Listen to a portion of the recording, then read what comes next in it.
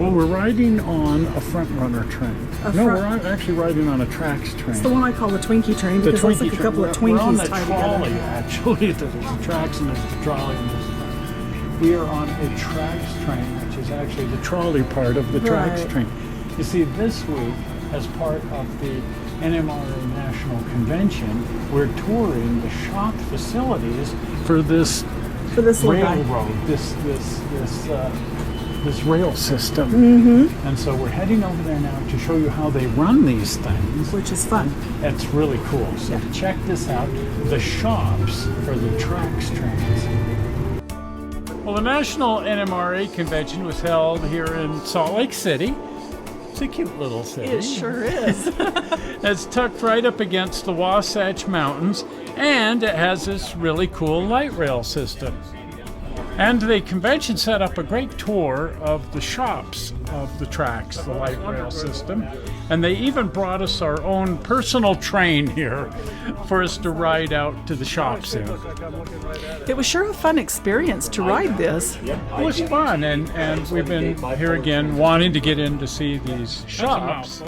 And this is an opportunity to finally get in to see the car shops of the light rail system.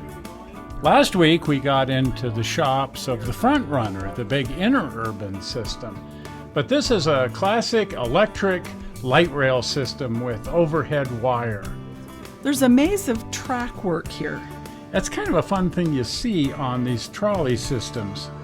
Now this facility is the actual shops for the trains. There's another facility further south, which is the car barns, where the trains spend the night and go to bed for the night. This is where they're actually doing the heavy repairs on the trains.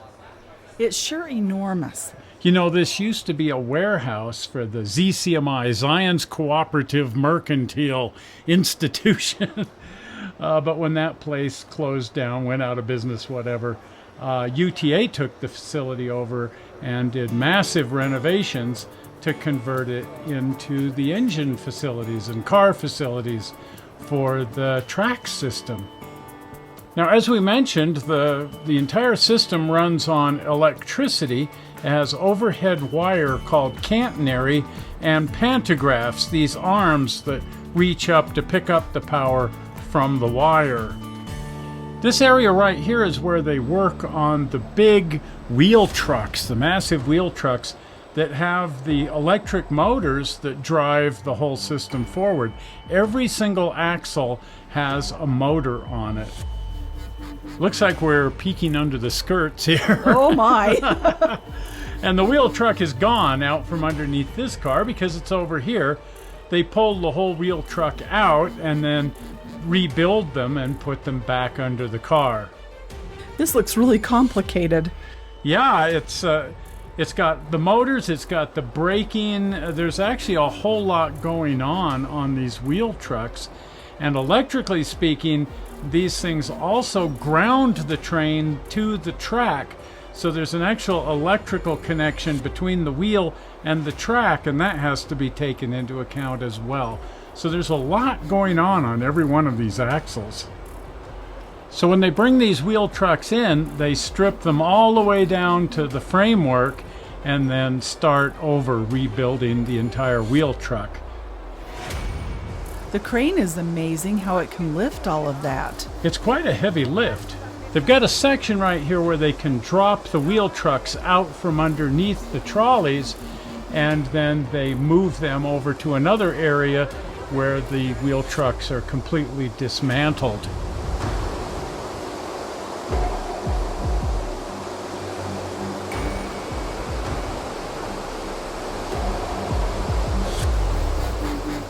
Many of the people on the tour were really fascinated with all of this. I think it was one of the most interesting things we saw all day, dismantling these giant wheel trucks. Now keep in mind that the wheel brakes are also present here in the wheel truck. The main brake is actually just the motor, but then there's also a disc brake, which is used only at very low speeds when the electric motor doesn't function very well as a brake. And the disc brakes are also totally electric. They're not like an air brake or anything. It's a completely electric disc brake. It was really fascinating. They described how the main motor functions as a brake. It uses something called regenerative braking. The motors actually generate electricity, putting it back into the grid for the other cars to use while one is braking, another's being powered. Now check out that coupler. Now that's different. That doesn't look anything like any train coupler we've ever seen before. But all of those pins across the top of that are electrical connections because there's so much electricity and digital control and so on. All of those control signals run through the coupler. Normally, this door is closed over the top of those pins, and then when the two cars come together, the door flies open and the electrical connection is made. That is so neat. Boy, and you don't want to get your hand anywhere near there. They were telling us people lose fingers. I would imagine. Imagine. Normally these things close themselves, but as we're just screwing around with it, it had to be hand cranked into the closed position. The connection that actually hooks the two cars together is that pin, and that socket is kind of a Lincoln pin system. Now here we see a completely rebuilt coupler, and the guy was explaining to us some of the various functions here. And you notice that's at an angle? It's at an angle so that it can shear off and blow to the side during an accident. And then is this a piston? So yeah, so this acts kind of like a piston right here, and we also have shocks here and here. So there's more than just, it's more than just this. There's actually... He said these things cost $160,000 to replace. Oh my. Holy cow. But he said it also cost him about $80,000 just to rebuild one. Oh. So this is one of the most expensive components on the entire train. Now here we have the pantograph shop where they rebuild the pantograph that's on top of the train. Now these look like pantographs, but he said they're not. They're ice scrapers. Oh my. Yeah, and they've got them off for the summer, and then here in a few months they'll be mounting them back. One of these goes at the front of the train, one at the back of the train, and their whole function is just to scrape the ice off the cable so that the pantograph can pick up proper power. How about that? That's neat. That's cool. Wow. Or cold or icy, as the case may That's be. cool. This is sure a first-class operation. I'm so impressed with how clean they keep the shops. So organized. A place for everything and everything in its place. And look at the size of the parts room. I love it. It's just great. I love seeing a facility that's run like this. And this is one gigantic facility to try to keep track of all of this stuff. Well, we grabbed another train for our ride back to the hotel. And on our way out of the shops, we went through the car washer. The car washer? Because that's what they do. Whenever they dispatch a train, it goes through the washer first. So we got to go through the car wash on our way back out to the main line for our ride back to the hotel. Good, clean fun. Good, clean fun indeed. Well, this was really neat to see. We've been wanting to get into this facility, and we finally got a chance to see it. This was really neat. This was a lot of fun. We got our own train to ride back and forth, and they really gave us a first-class tour. They really did a great job on this. Well, back through the elaborate track work. Yes. And we'll head back for our hotel.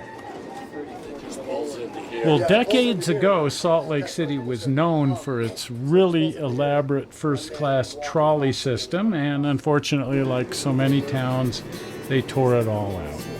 But it's great that they're putting it all back together. This is the cool way to get around Salt Lake City. Well, is that incredible? That is. It's an amazing facility. It takes a lot to take care of these this machinery. Something you don't think about when you're riding it, but you do if they break down. Well, but they don't. As it's become the cool way to get around Salt Lake City, everybody's using it. Right. And I don't know how many of them think about what it takes to keep the system up and operating. Right. But it actually takes a lot to keep the system up and way operating. a lot. Yes. And, hats off to the guys down there that are working on all this system. Right. Did you notice that our operator, since you rarely get a chance to sort of ride with the operator, you don't get to see what they're doing. Exactly. But our operator was following the Japanese protocol. Oh, right. Where you point. So every little thing that you're supposed to be seeing and doing, you point at it when you get that task done. So if there's a signal like that one out there, you point at it when you see it to indicate just to yourself more than anything else that no, I didn't miss that. Right. I saw that. I see those points, and I'm dealing with it. That'll get you honked at though on State Street if you're in the car. If you do that in your automobile, they'll arrest you. People think you're funny. Yeah, people think you're goofy. But in fact, you're not goofy. But I found it interesting. And I don't know if it was just our motorman that does that as a matter of personal preference, or if that's policy on the whole system. Or he was just trained there. We could No ask pun this intended. person right there. Can we ask you a question? We were riding on one of these, and the operator was following the Japanese protocol of pointing at things. Is that policy, or is that just him? That's just... Is that just the way he does it? That's the way a few of them do it. It's so that they don't miss their signals in a run-up. It's a great idea. I find it to be a distraction, but other people think it helps. So it isn't policy? No. It's just what some people do? Right. Okay. That's awesome. We were curious about that. Well, there it is. It's not policy. It's However, but it's 7 preference. years and I still haven't read one yet. So. No, There and you I go. haven't either, but then, 7 minutes. I did break the simulator, though, so that counts for something. Yeah, you did. Right away. You were accused of speeding. I literally did. I broke the simulator, and Yeah. they couldn't fix it. Right. Anyway, I digress. Yes. That was pretty cool. So now we know the pointing thing is just what some of the operators do. It's not policy. But that's pretty cool. I might try that though. We can try driving around in the car. Try it. Stop sign, Yeah. pedestrian, guy with baseball bat coming at me. Yeah. Just stop. Like I say, don't do it on State Street. Don't do it on stage. Well, if you haven't been over the channel, pop over the channel, and if you're not a subscriber, here's your golden, actually it's your blue opportunity. Are you ready for it? Here it comes. Zoink. That right there is the blue button. Well, we're not sure how you found this movie on the internet. We hope you didn't find it boring. And we will see you here on Tuesday while we play with some toys. See you then. Bye-bye. Bye.